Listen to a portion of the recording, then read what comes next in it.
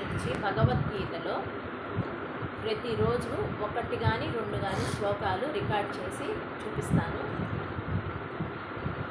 ఓం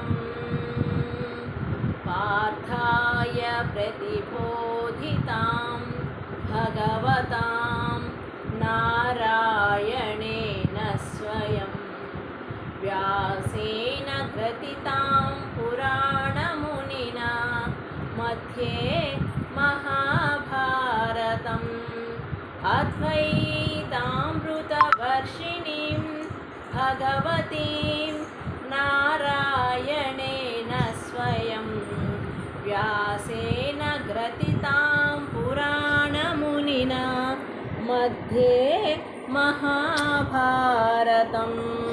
భగవద్గీత ధ్యాన శ్లోకాలు అంటారు. ఇవి భగవద్గీత